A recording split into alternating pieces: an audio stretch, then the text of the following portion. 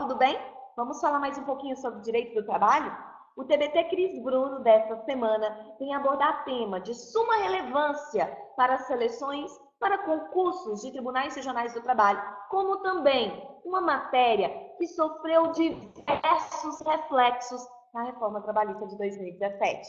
A questão por mim escolhida desta vez foi objeto de prova do CESP-UNB lá em 2013, numa seleção para a ocupação de cargos junto ao Tribunal Regional do Trabalho da 8ª Região, do estado do Pará e do Amapá. Vamos ler com calma a questão ali proposta pela banca e, na sequência, eu venho tecendo meus comentários, estabelecendo um paralelo entre antiga e nova CLT. Vamos juntos? De olho na tela. No que concerne ao salário e à remuneração, assinale a opção correta. A. Conforme jurisprudência pacificada do TST, para efeitos de equiparação salarial, é desnecessário que, ao tempo da reclamação sobre equiparação salarial, reclamante e paradigma estejam a serviço do estabelecimento, desde que o pedido se relacione com uma situação pretérita, com a situação do passado. B. O salário compreensivo, por meio do qual se busca preservar a identidade específica de cada parcela paga ao empregado, é aceito pela jurisprudência trabalhista brasileira. C.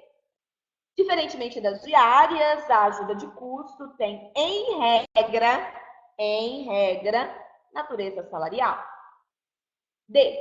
As gorjetas cobradas pelo empregador na nota de serviço ou oferecidas espontaneamente pelos clientes integram a remuneração do empregado, servindo de base de cálculo para aviso prévio, adicional turno, horas extras e repouso semanal remunerado. A natureza das gratificações é indenizatória, podendo ser suprimidas caso o empregado seja destituído do cargo que ocupava, salvo se ele as tenha recebido por mais de 10 anos. Pois bem, a assertiva de letra A está correta, pessoal. Está correta antes da reforma, permanece correta diante da reforma trabalhista. Vamos reler ali a afirmativa apresentada pelo SESC. Conforme jurisprudência pacificada do TST, a banca aqui espera que você, candidato, responda nos moldes das súmulas e OJs, que trazem aí entendimento já consolidado pela Corte Superior Trabalhista e não nos moldes da lei. Atenção! Para efeitos de equiparação salarial, é desnecessário que, ao tempo da reclamação sobre equiparação salarial, ou seja, quando a demanda trabalhista é apresentada à Justiça do Trabalho e tem por objeto esse comparar de salários, reclamante e paradigma, ou seja, reclamante o autor, aquele que busca o pagamento das diferenças salariais, chamado aí pela doutrina de equiparando ou paragonado. E paradigma, o empregado espelho, o empregado que serve de referência para o paralelo salarial. Reclamante e paradigma estejam a serviço do estabelecimento, desde que o pedido se relacione com situação do passado, com situação pretérita. Resumindo, na assertiva de letra A banca quer dizer que, independente do momento em que a reclamação trabalhista seja proposta, e é claro, aqui deve ser observado o prazo prescricional de 2 anos para distribuir o feito junto à Justiça do Trabalho, independente desse momento, o que importa é que, em algum instante, os dois empregados, paragonado e paradigma, tenham desempenhado a mesma função simultaneamente, ainda que essa simultaneidade esteja no passado, em um momento pretérito.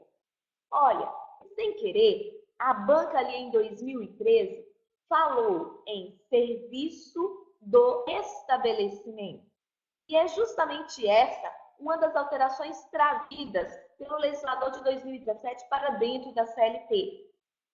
O artigo 461 da Consolidação, e eu já coloco ele aí na tela, é que aborda o tema equiparação salarial. Antes de fazer, junto com você, a leitura do dispositivo, eu gostaria de trazer à baila a seguinte questão. Lembre-se que o direito do trabalho conta com um sistema de garantias de proteção ao salário do empregado. Garantias que protegem o salário do próprio empregado, do empregador e até mesmo de terceiros. Bom, só para exemplificar, integram esse sistema de garantias salariais o princípio da irredutibilidade salarial, que veda e com força constitucional, está lá na Constituição Federal de 88, a redução do salário pelo empregador no transcorrer ao longo da relação de emprego. Outra garantia que eu posso citar e enumerar é o princípio da intangibilidade salarial.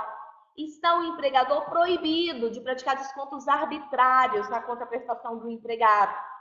Só tem autorização para desse salário descontar aquilo que é previsto em lei. Ou então, foi objeto de adiantamento a título de salário para aquele empregado. Ou ainda, quando esse empregado, por uma conduta culposa ou dolosa, nos moldes do artigo 462 da CLT, causa prejuízos ao patrimônio do empregador. Eu poderia aqui citar algumas outras hipóteses, inclusive previstas a título de desconto legal na jurisprudência consolidada pelo TST. Mas vamos avançar. Esse mesmo sistema de garantias do salário é que determina, através do artigo 459 da CLT, que o empregador deve pagar o salário até o 5º dia útil do mês subsequente àquele quando se deu a prestação de serviços pelo trabalhador.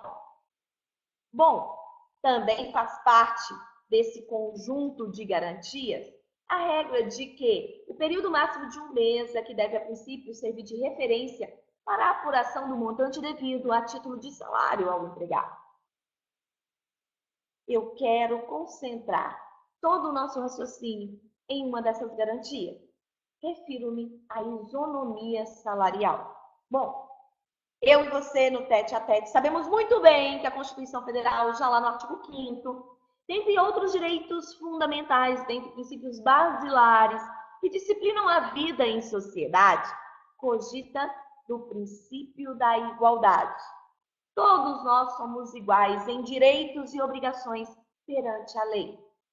Esse princípio maior da igualdade, inclusive, vai produzindo reflexos no transcorrer do próprio texto constitucional.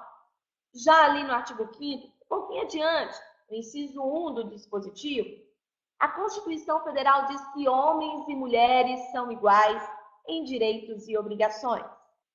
No artigo 7º, agora, entre os direitos sociais, quando o Constituinte traz um rol de direitos, um rol exemplificativo de direitos que protegem, que garantem o trabalhador subordinado, cogita, sim, de uma igualdade no tratamento da função exercida pelo empregado, seja essa função manual, seja esse trabalho intelectual ou uma atividade técnica. Ali, há o vedar de várias discriminações no ambiente de trabalho. Não queremos distinguir um trabalhador do outro em razão do sexo, em razão da etnia, em razão da idade, enfim. Nesse sentido, nasce a isonomia salarial, de sorte que, nos moldes do artigo 461 da Consolidação, aquele empregado que exerce a mesma função para o mesmo empregador, no mesmo lugar que um outro colega de trabalho, merece perceber idêntico salário. O artigo 461 é que sofreu várias alterações pela reforma trabalhista. Eu gostaria de rapidamente mencioná-las, fazendo junto com você a leitura do dispositivo. Acompanhe comigo aí no slide. Veja bem. Artigo 461, CLT com redação dada pela reforma de 2017. Sendo idêntica a função, a todo trabalho de igual valor, prestado ao mesmo empregador, no mesmo estabelecimento empresarial, corresponderá a igual salário, sem distinção de sexo, etnia, nacionalidade ou idade. Pois bem, para que um empregado faça jus ao mesmo salário que o colega que presta serviço na mesma empresa, deve atender certos requisitos, nós falamos em elementos constitutivos do direito do empregado equiparando ou paragonado para perceber idêntico salário que aquele colega que lhe serve de paradigma. Mesma função, trazendo aí à lei a ideia de trabalho de igual valor, é uma dessas condições. Bom, na sequência, aparece a segunda. Para fins de equiparação salarial, nós temos que considerar um mesmo empregador. E a jurisprudência, assim como a doutrina, tem admitido aí empresas diferentes de um mesmo grupo econômico para preencher a condição mesmo empregador, prevista no artigo 461 e no que toca à equiparação salarial. Talvez, em razão da súmula 129 do TST, que traz a tese do único empregador em questões que envolvem grupo econômico e relação de emprego. Terceiro elemento, a terceira condição, aparece logo na sequência, no mesmo estabelecimento empresarial. Cuidado, aqui está uma das primeiras alterações trazidas pela reforma de 2017. É que antes da CLT, falava mesma função, ao mesmo empregador, mesma localidade. Trazia uma palavra, uma expressão de sentido muito mais abrangente. O que se passa é que aplicadores, estudiosos do direito do trabalho nunca compreenderam muito bem o alcance dessa palavra localidade. Para muitos, localidade, mesma localidade, significava mesmo município. Mas, um tempo depois, através da súmula de número 6, o Tribunal Superior do Trabalho pacificou o entendimento de que mesma localidade poderia envolver municípios diferentes, desde que esses municípios integrassem uma única região metropolitana. Agora, toda a questão caiu por terra. Na verdade, deseja o legislador que a equiparação salarial aconteça entre empregados que exerçam a mesma função para o mesmo patrão e no mesmo estabelecimento.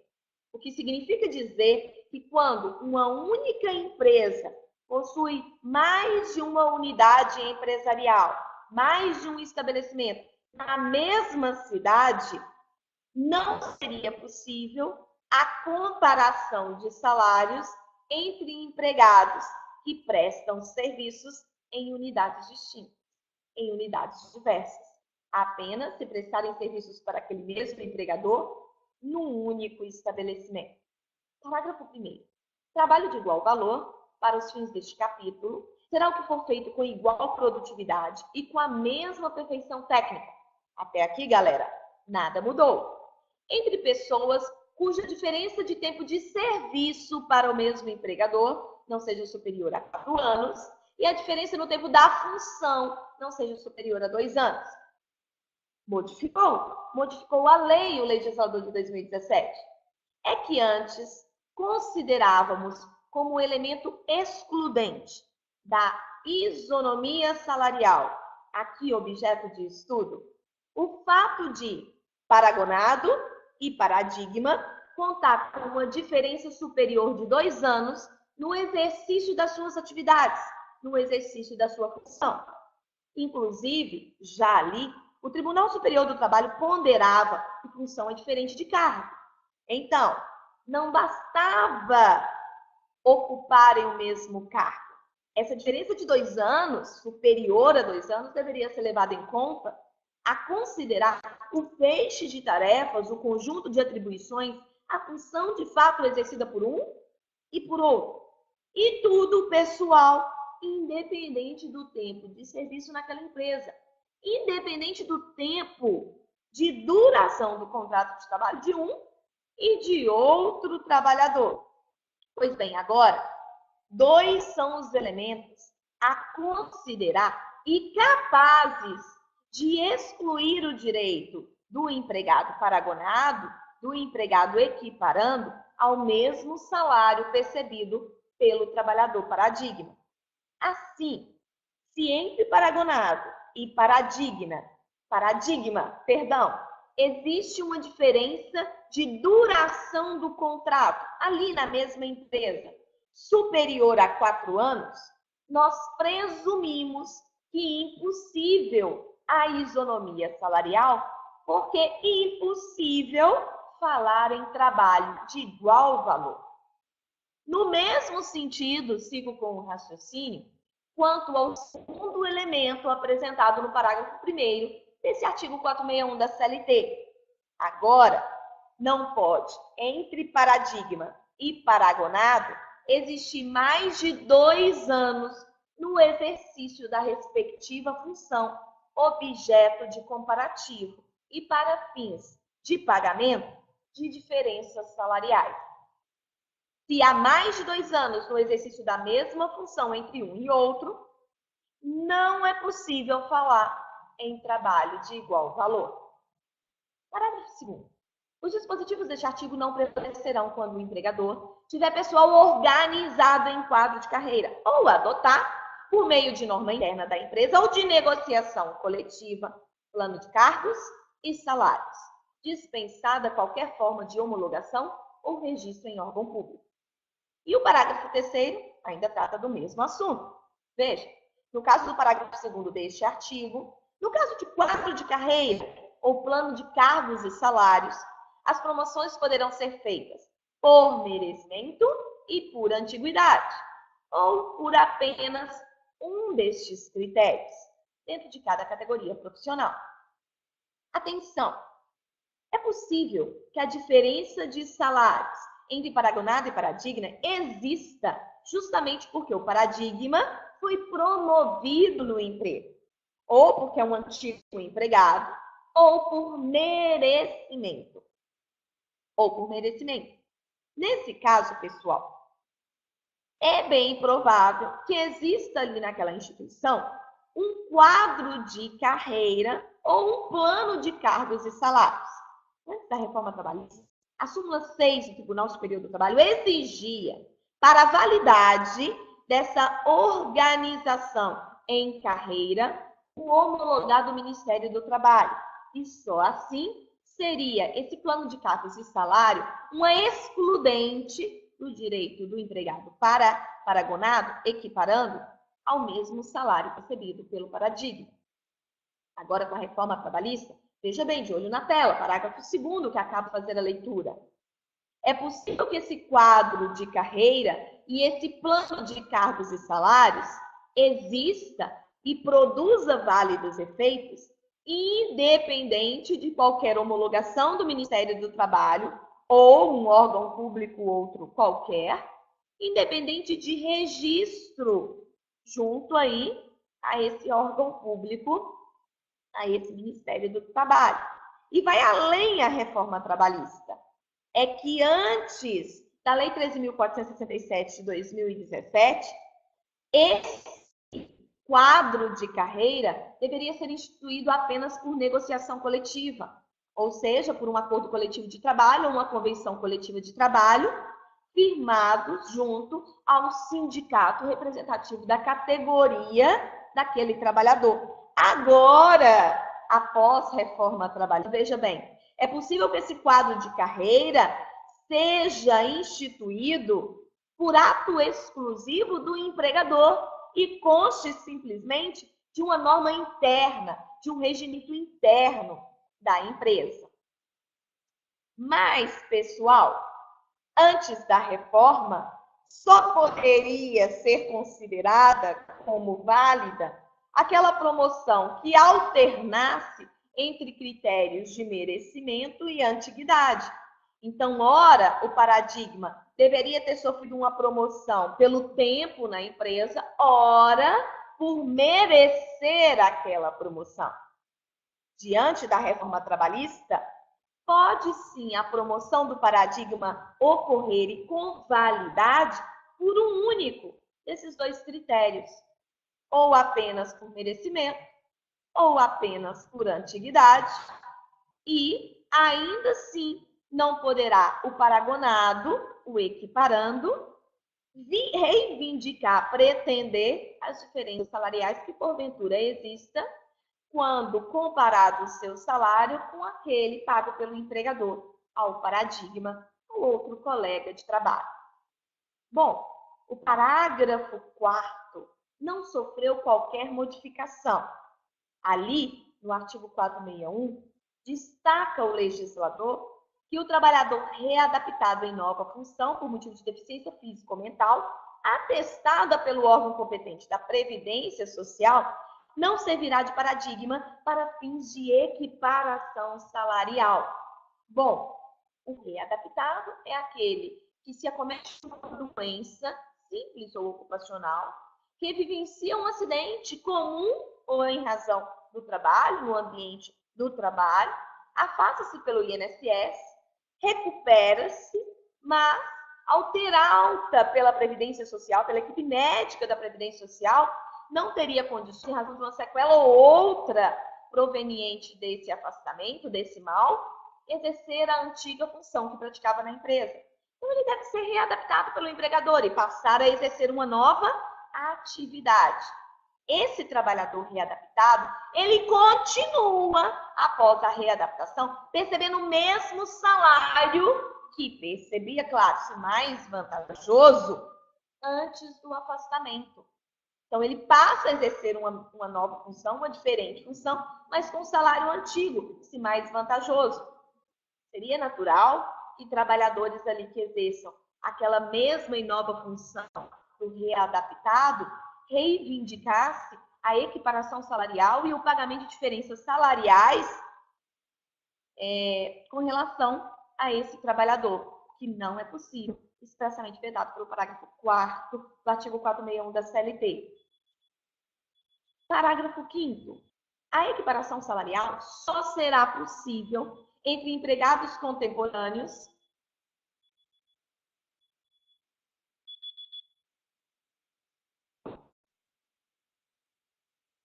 Parágrafo 5º. A equiparação salarial só será possível entre empregados contemporâneos no cargo ou na função, ficando vedada a indicação.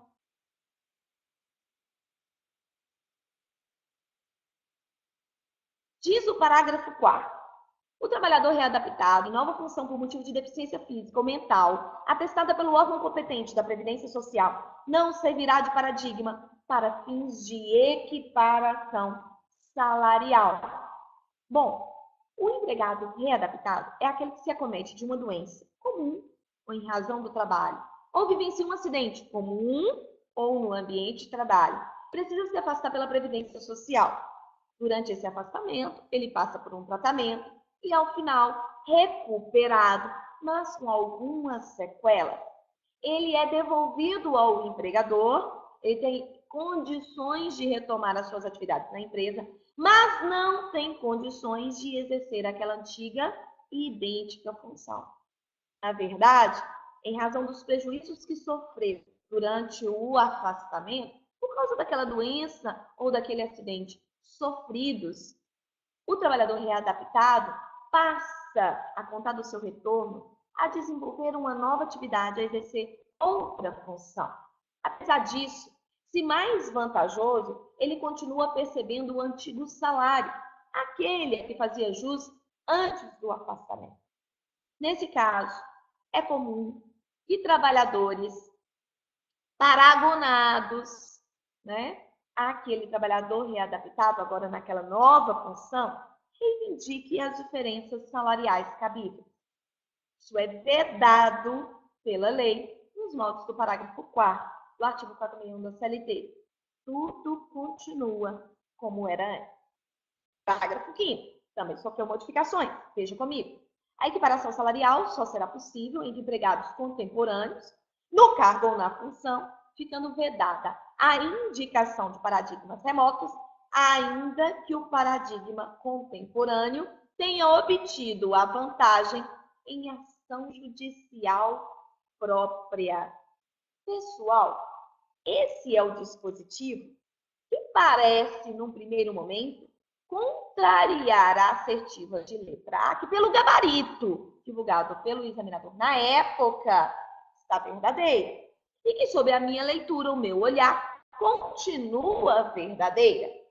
Olha, A equiparação salarial só pode acontecer entre empregados que tenham prestado serviços simultaneamente naquela idêntica função, naquele mesmo cargo, tá certo?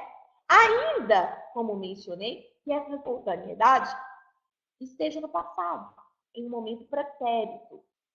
Agora, o mais interessante é que na súmula de número 6 do Tribunal Superior do Trabalho, consolidava-se ali um entendimento de ser possível a equiparação salarial em cadeia, inclusive quando o paradigma teve direito a um salário maior por força de decisão judicial. E aí nós falávamos em paradigma remoto. Deixa eu tentar me fazer entender melhor.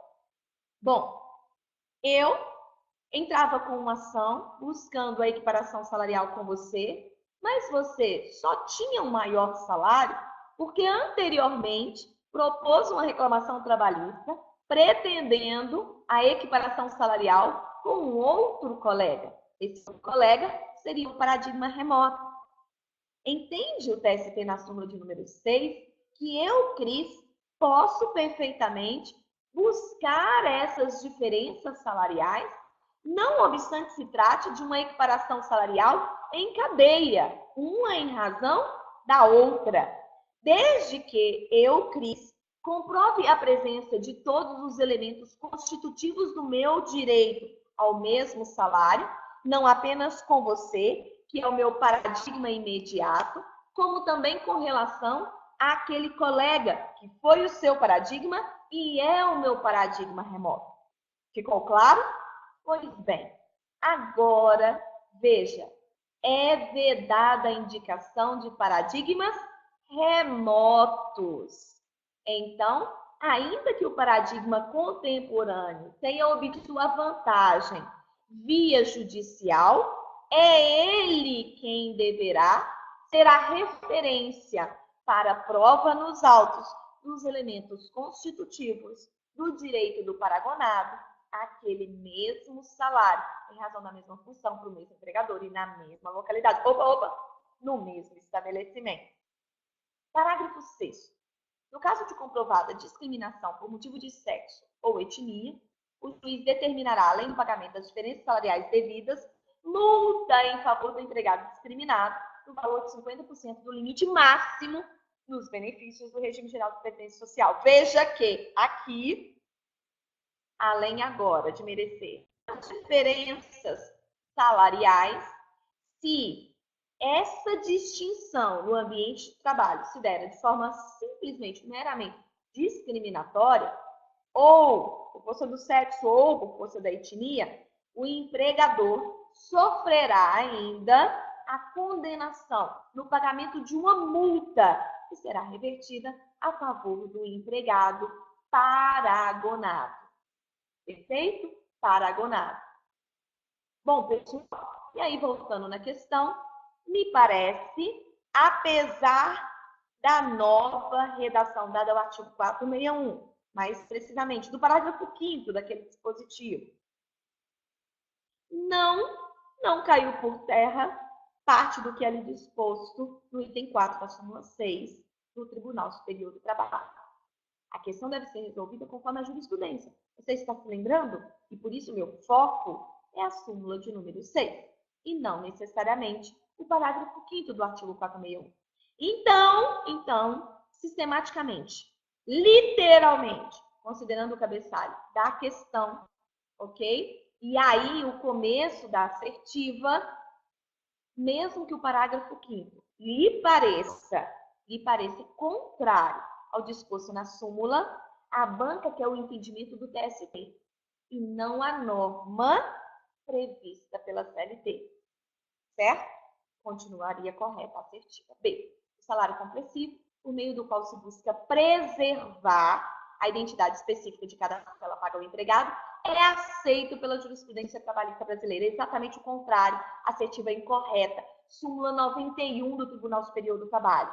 Só puxando pela memória, salário compreensivo é quando o empregador engloba várias parcelas em um único montante, e apenas esse montante aparece no contra-cheque do empregado. Não. Para que o empregado tenha condições, inclusive, de conferir o que lhe está sendo pago, deverá o empregador discriminar parcela por parcela e o valor devido, respectivamente, por cada uma delas no contra-cheque, na folha de pagamento do empregado. No olerite, não é assim que se dizia? Do trabalhador. C. Diferentemente das diárias, a ajuda de custo tem, em regra, natureza salarial. Você deve vencer 2 desafios com relação a matérias salário e remuneração. Primeiro, não confunda um instituto e outro. Salário diz respeito a toda parcela que é paga diretamente pelo empregador ao empregado. E com natureza contraprestativa, é claro, né? Pelo trabalho, o empregado presta serviços, o empregador paga salário em contrapartida, a título de contraprestação.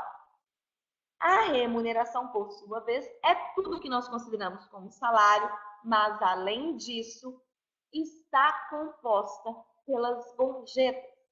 As gorjetas dizem respeito à parcela também com natureza contraprestativa, pagas ao trabalhador pelo serviço desempenhado, mas são pagas por um terceiro, não são remuneradas diretamente pelo empregador. E por isso eu não posso chamar de salário.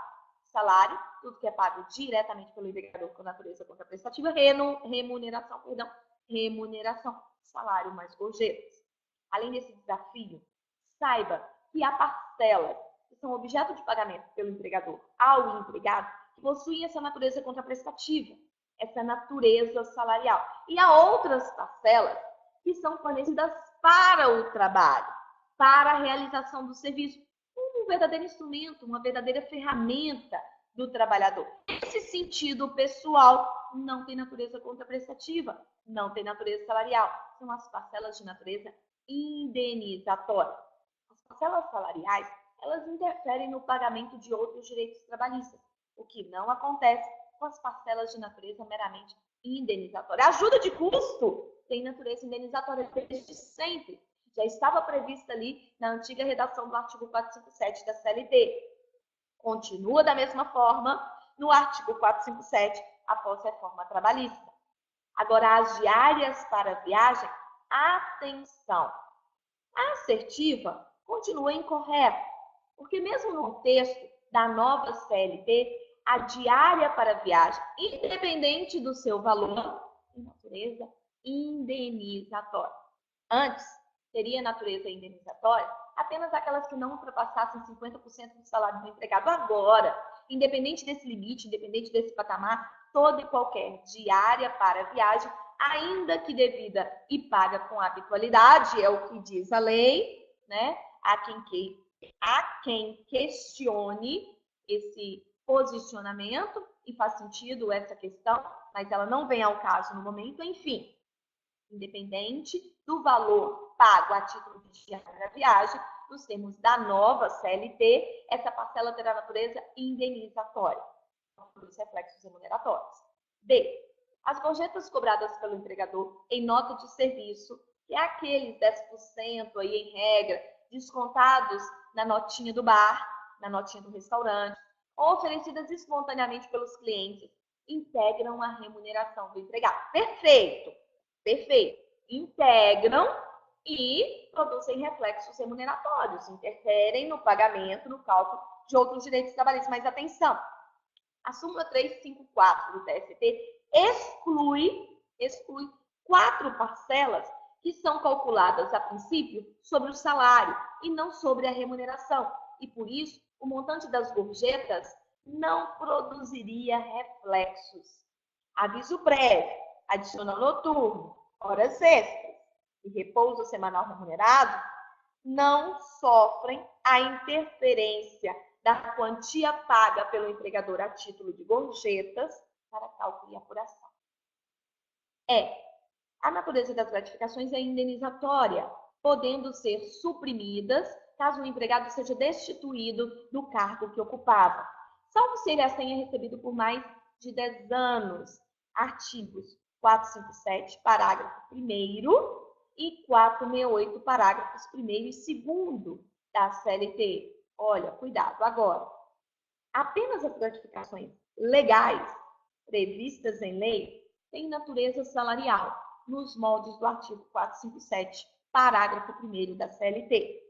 Agora, independente disso, a gratificação de função que é devida em razão do ocupar de um cargo de confiança é devida apenas e enquanto o empregado ocupar esse cargo de confiança. Perdeu o cargo de confiança, sendo revertido ao cargo anteriormente ocupado, perde o direito à gratificação. Nos moldes da CLT, atenção, nos moldes da CLT, perderia a gratificação apenas se ocupando o cargo de confiança há mais de anos, há 10 anos ou mais, né? Na verdade, esse é o termo, é a terminologia de que se socorre o TST na súmula correspondente. Bom, mas o que eu quero dizer é o seguinte: hoje, com a reforma trabalhista, independente do outro entendimento consolidado pelo TST, de que ocupando o cargo de confiança há mais de 10 anos, só por justo motivo, sendo revertido o cargo de confiança, perde ele a gratificação. Agora, a CLT saiu do cargo de confiança. Qualquer que seja o tempo de ocupação desse cargo, não é mais devida a gratificação pelo empregador. Perfeito? A análise dessa questão, você percebeu, envolve uma série de pontos alterados aí do Lei de 2017, em especial quanto à equiparação salarial. Vale a pena fazer a releitura do artigo 461 de forma completa, cuidadosa, e também da súmula 6 do TST, que com certeza, logo, se não será revisada, será cancelada em diversos dos seus tópicos pelo Tribunal Superior do Trabalho. Deixo na tela, mais uma vez, as minhas redes sociais aí. Você me encontra em outros dispositivos falando sobre direito do trabalho, processo, trabalho e prática trabalhista. E se tiver alguma dúvida sobre os comentários tecidos neste vídeo, duvida@dizaicrisbruno.com. Duvida sem acento e diz aí com acento. Não tem BR, hein, pessoal? Até uma próxima. Tchau, tchau.